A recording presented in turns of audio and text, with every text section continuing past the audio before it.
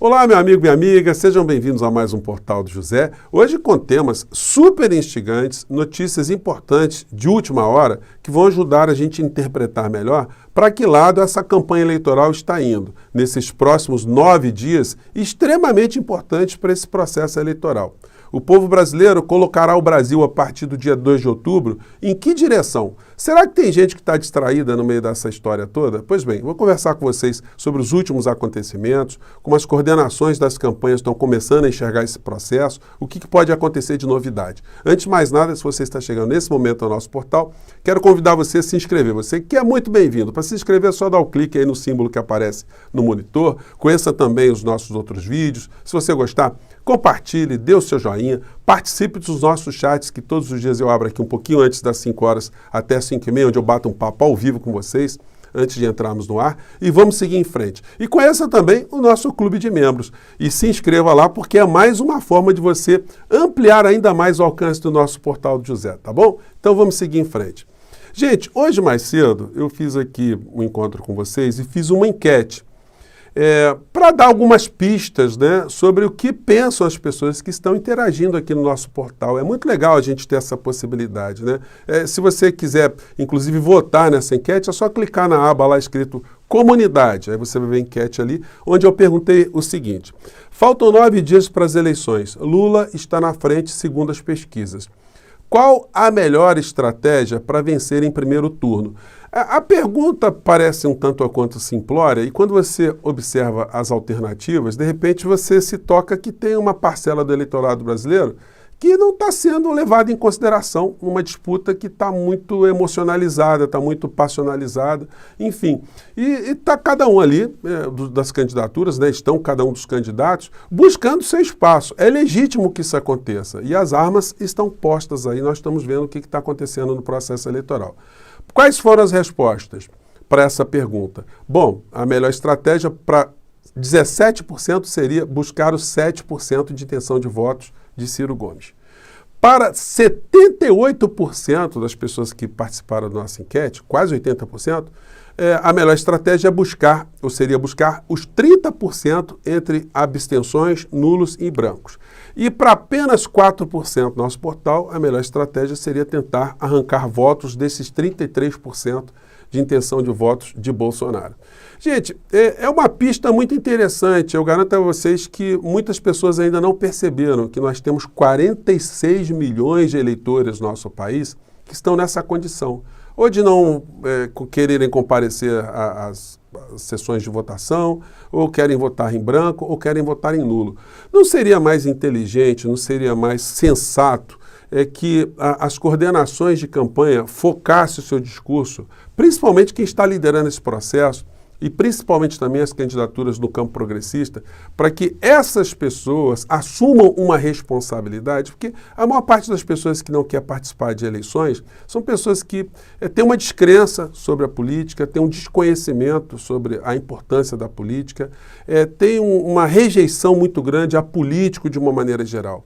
E nesse momento, as campanhas poderiam fazer uma campanha no sentido de trazer esses eleitores para decidirem de uma forma que está sendo colocada praticamente de modo plebiscitário, né, aqui no Brasil.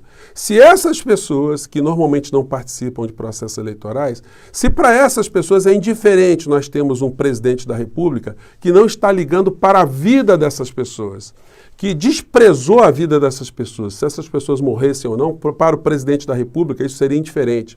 Se os pais dessas pessoas morressem, as mães dessas pessoas morressem, os seus avós, para esse presidente que está aí, essa situação seria absolutamente irrelevante.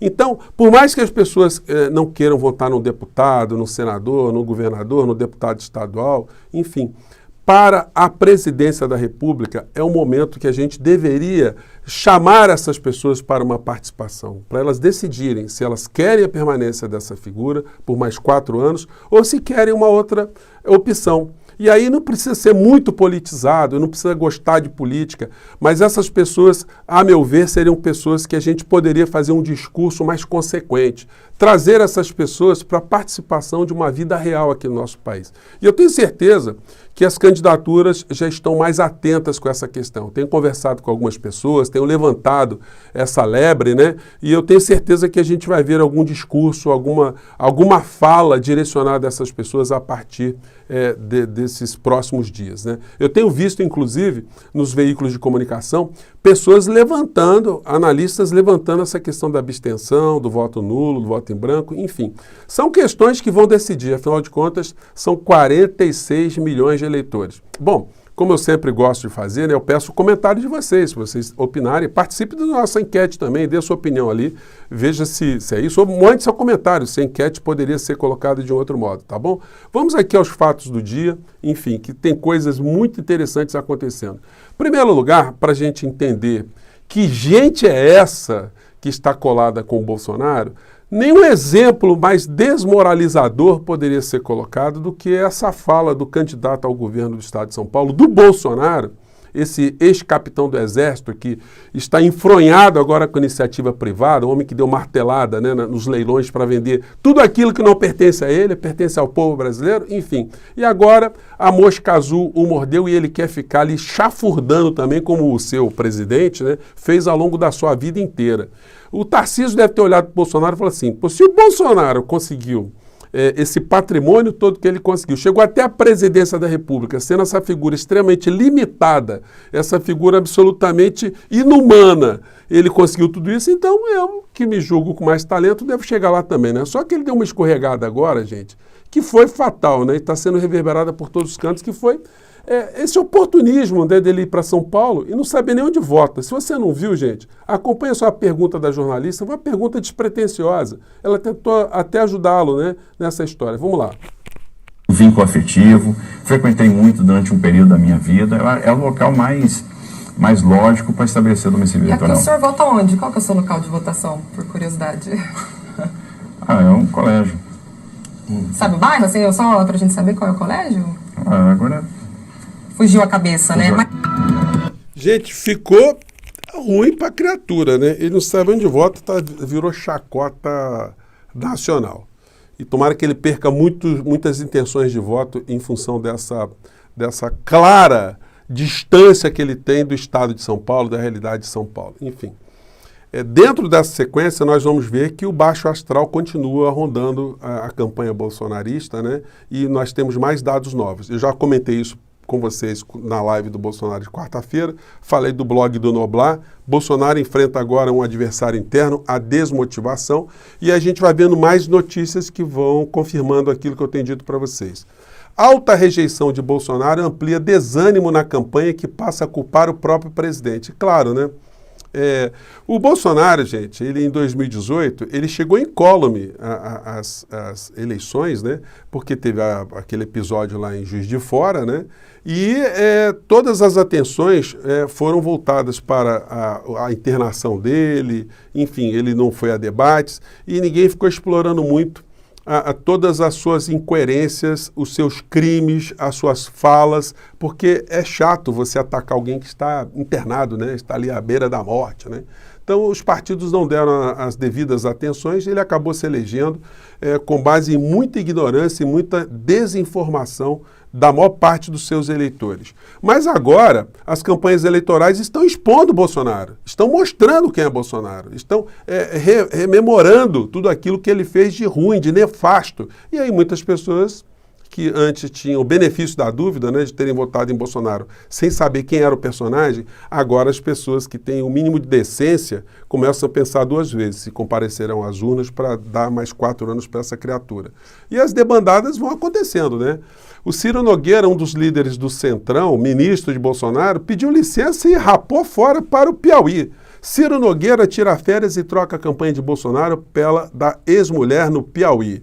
Essas são as figuras que já estão se organizando para uma eventual derrota de Bolsonaro, que está se avizinhando a cada instante, e eles já começam a costear o alambrado para tentar uma aproximação com o próximo governo.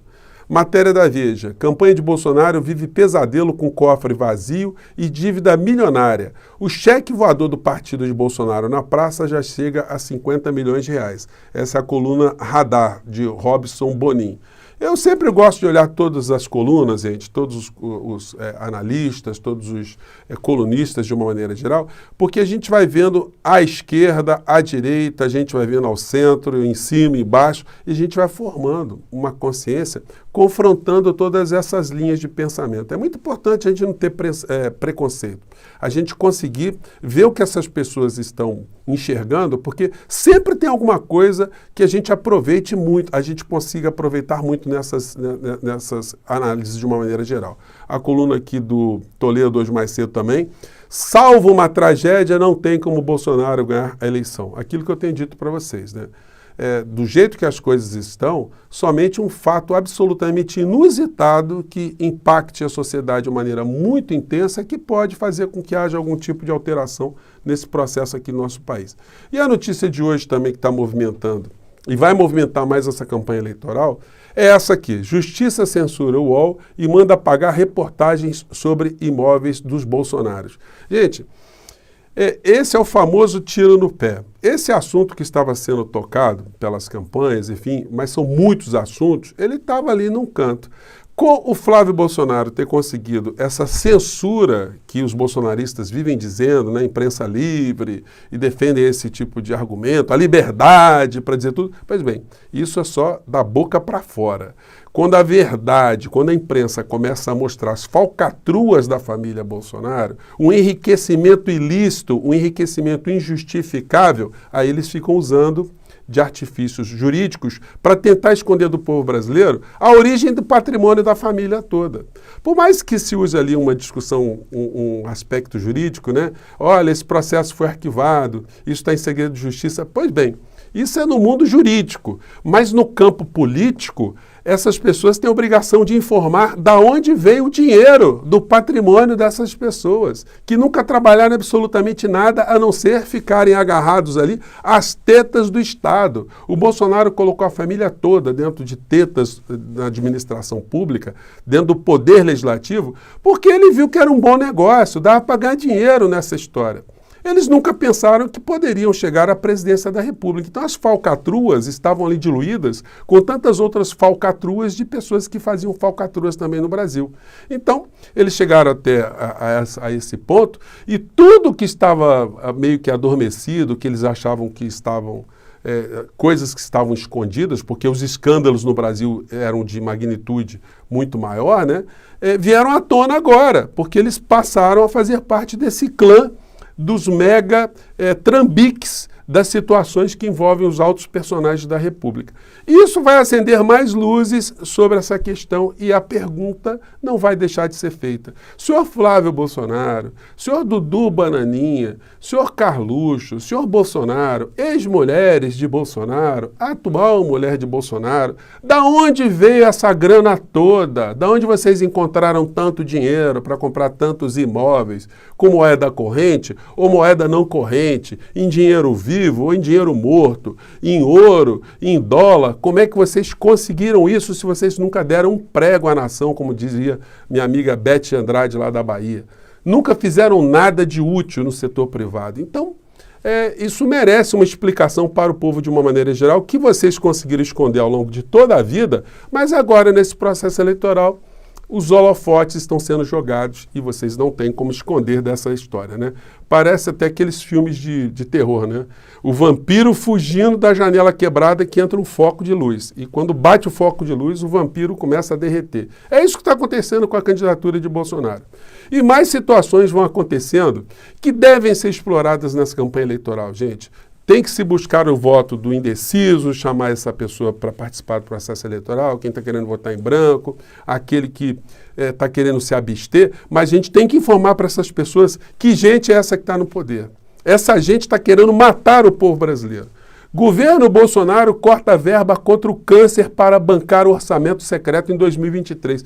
Tão de sacanagem com o povo brasileiro? Bolsonaro está de sacanagem com o povo brasileiro, fica fazendo discurso hipócrita e na canetada dá dinheiro para o Centrão, para o senhor Ciro Nogueira da vida e joga as pessoas que estão precisando de tratamento de câncer à morte.